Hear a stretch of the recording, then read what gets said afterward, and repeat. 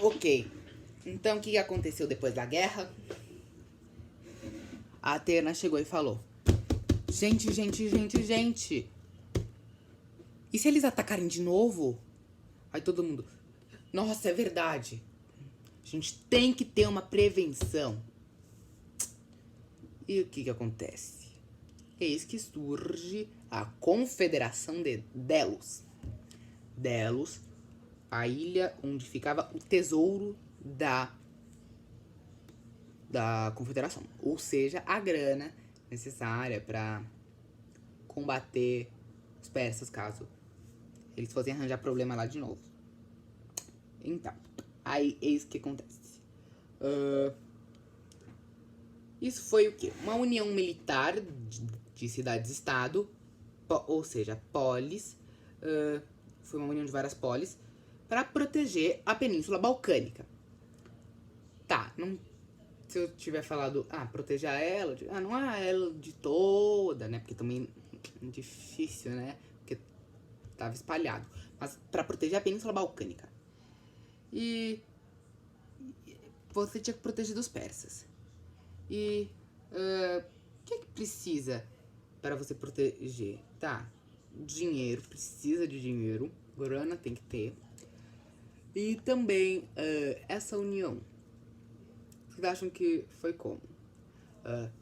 Para proteger as cidades. Vocês acham que foi o quê? Um negócio assim, vamos montar um cinturão de exércitos ao redor da entrada da Península Balcânica. Será que dá certo isso mesmo? Ou não seria mais inteligente talvez fazer uma união militar que tivesse focado também na defesa marítima? Então, foi o caso. E Atenas, que era uma grande potência naval. E Atenas foi destruída, tadinha, nessa guerra horrível. E o que acontece?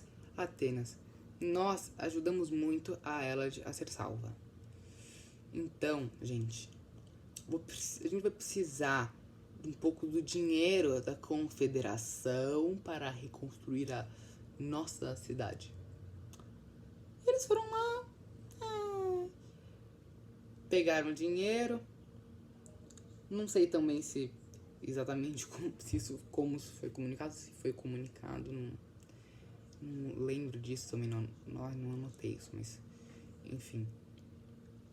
Aí o que acontece? Aí uma parte do tesouro foi usada para reconstruir a cidade. E Atenas prosperou muito com esse dinheiro. Se tornou inclusive a escola da Hélade, o centro cultural. Ou seja, isso colaborou para o desenvolvimento de quê? Das artes, da filosofia, da matemática, de tudo aquilo que a gente conhece. Olha, assim, vai dizer que quando você pensa em Grécia, você não pensa em Sócrates, Platão, Aristóteles, aula de física, que saco, filosofia, meu Deus, eu vou morrer. Tá, eu imagino que talvez você pense isso. Ou talvez você pense, nossa, que legal isso tudo. Entendeu? E isso tudo foi uma época próspera para o surgimento desse tipo de coisa. Foi o período clássico, que foi onde surgiram também todos aqueles teoremas que a gente aprende em matemática, né? Com teorema de e um nome grego na frente. Enfim, aí o que acontece? A Confederação de Delos, com o tempo, ela deixou de ser uma união militar para proteger a Península Balcânica e a Hélade e virou um instrumento de dominação de Atenas. Porque assim, Atenas estava muito poderosa, estava fazendo comércio com todo mundo. Eles estavam dominando o mar Mediterrâneo, tipo, mas não do ponto de vista político, sabe? Quando se diz império, por exemplo, nesse caso, não é tipo assim, um império de fato, sabe? Que não quer dizer império por imunidade política, não. Por exemplo, vamos supor que um país tenha comportamentos assim de tentar influenciar a política de outros para conseguir mais recursos naturais, impor o seu modelo político para outros ou coisa do tipo, sabe? não sei, se pensar alguma coisa do tipo, assim, a gente pode dizer que era um pouco o que os atenienses faziam. É claro que não é igual ao imperialismo europeu ou imperialismo estadunidense, mas o imperialismo ateniense, ele tinha principalmente a característica, tipo assim, de controle por meio de poder, subordinação econômica, sabe? Então, assim, tratados comerciais. O tratado é vantajoso para todo mundo igual? Não. Atenas é muito mais poderoso que essa cidade zeca que está negociando com Atenas. E essa cidade, por isso, vai ser submissa, na prática, à decisão de Atenas. Então, assim, Atenas quer, cidadezinha faz. Então, assim, começou a criar uma grande... e o que aconteceu? A democracia começou a ser imposta para essas cidades. Então, a democracia se espalhou bastante. E com isso tudo, você acha que todo mundo ficou feliz? Você acha que, por exemplo, os caras que estavam, vamos dizer, sabe, tipo, lá treinando as crianças para serem militares e que viviam sobre um governo oligárquico, estavam felizes com isso, olhando essa porcaria de democracia espalhada por toda ela, que absurdo. Não. Então teve gente que ficou muito puta com isso. E adivinha quem foi? Se você pensou em Esparta, você acertou em cheio. Você lembra que eu falei que existia uma mini península, uma península balcânica, que era ligada por um istmo, e que essa região era a região do Peloponeso, então. E Peloponeso também será um nome, outro nome que você tem que saber. E assim, por quê? Esparta vai deixar o quê? Atenas ficar espalhando democracia por aí, fazendo imposição econômica, se tornando mais poderosos. Então, assim, os espartanos e as cidades, outras, enfim, que enrolação, outras cidades oligárquicas, não, assim, não gostaram muito, nada. E então, o que elas fizeram? Uma união de cidades aliadas, que se chama Liga do Peloponeso. E começou a ter tensão, né? Porque assim, a Liga do Peloponeso, ela era, tipo assim, ela era mais descentralizada, ela era aristocrática. Tipo assim, qual era a tendência? Os atenienses e as aliadas, tipo, tinha uma tendência mais unificadora, sabe?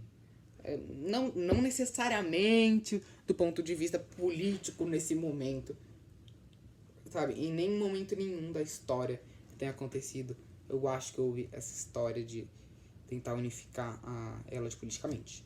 Mas tinha uma tendência unificadora, de uma cidade influenciar na política da outra, sabe? E uma tendência também democrática.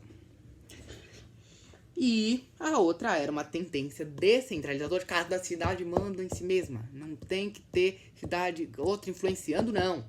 Negócio de democracia, cada um decide o seu, tá? Tá ok? Então, agora, a gente quer aristocracia. Qual o problema? Democracia precisa? Não necessariamente, tá? Então, essas eram tipo os dois tipos de ideais. E aí o que aconteceu?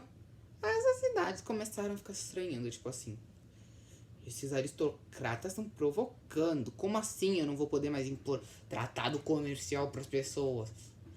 Que absurdo. E os outros lá, ué, como assim? Que saco? Eu vou ter que o quê? Dar direito igual para todos os cidadãos agora? Sabe? Então, as duas cidades estavam meio com raiva uma da outra, as aliadas também, rolou uma faísca aí, eu ouvi dizer que ela tá... ouvi dizer que o cara falou isso, sabe? Aí começou um burburinho, aí começou uma briguinha, aí outra pessoa interpreta errado, aí, enfim, as brigas foram esquentando, e pum! Suicídio das cidades gregas. Nossa, suicídio das cidades gregas? Sim, a guerra do Peloponeso. Peloponeso aparecendo de novo. O que aconteceu? Essas cidades entraram em guerra. E o que aconteceu? Elas se destruíram. Assim, todo esse apogeu grego acabou. Acabou. Suicídio dessas gregas. cidades gregas foram pro saco, tá? Pro saco, se ferraram, entendeu? E o que aconteceu? O Esparta dominou. Esparta dominou Atenas. Primeiro, a democracia acabou. Aí as cidades gregas ficaram fragilizadas com toda essa briga, o comércio começou a declinar, dificuldades econômicas. Em Esparta também, aí chegou lá os zilotas e os periecos começaram a fazer revolta, os espartanos estavam em guerra, ai meu Deus do céu, aí as cidades se destruíram, se enfraqueceram, e eis que chega um cara chamado Felipe II. Não, Felipe II não Felipe II. Gente, não, é Rei Felipe só. Ai, meu Deus, confusão de nomes. Felipe II, não, é o cara lá da União Ibérica. Ai, gente, cara, confusão de nome. Mas tudo bem. Enfim, Rei Felipe da Macedônia. Ele dominou as cidades gregas. Ou seja, as polis agora acabou. Não tem mais isso. Agora, todas as cidades... Não todas as cidades gregas. Mas, tipo assim, as principais, e, sabe, o mundo grego praticamente foi dominado pelo Império Macedônico. E isso foi o quê? Isso foi o início do período helenístico. Então, assim, o Império Macedônico, ele conquistou os gregos, e assim, existia uma grande admiração da cultura grega, sabe? Aí esse Filipe, que você provavelmente, talvez não tenha ouvido falar de quem é, teve um filhinho. Esse filhinho, eu acho que você sabe quem é um tal de Alexandre o Grande, que foi o cara que conquistou até as Índias, não sei o que lá, sabe? Nossa. Entendeu? Aí, esse cara, o Alexandre, ele admirava muito a cultura grega e ele também admirava o quê? A política teocrática persa. Eu esqueci de mencionar sobre a política teocrática persa, porque não era tipo o centro da questão ali na hora, mas a Pérsia, ela era uma teocracia e os reis e os caras da Pérsia, ela ridicularizavam a democracia. Terem tipo, que porra é essa? Bando de idiota fazendo roda pra conversar, sabe? Então, Alexandre, ele tinha uma admiração pela cultura grega, mas pela política teocrática persa. E o que ele fez? Ele ele dominou o Império Persa, né? Acontece. E com isso, a cultura helenística surgiu. Cultura helenística, período helenístico. A cultura helenística é a união da cultura grega com a cultura oriental. Com a cultura chinesa? Não. Com a cultura ali da civilizações que habitavam, tipo, o Oriente Médio, sabe? Que naquela época eram os persas e os macedônios, sabe? Tipo, não sei quão oriental tá incluso nisso, mas assim, não é a China, né? Enfim. Aí, o que acontece? Aí surge o Império Macedônico, que era dividido em Egito Helenístico, Grécia e Macedônia, Planalto Iraniano e a Mesopotâmia. Nossa, que gigante! E o Alexandre realmente dominou muita coisa, ele foi até as Índias. Então o cara, sim, conseguiu. E quando ele estava voltando, o que aconteceu? Ele morreu.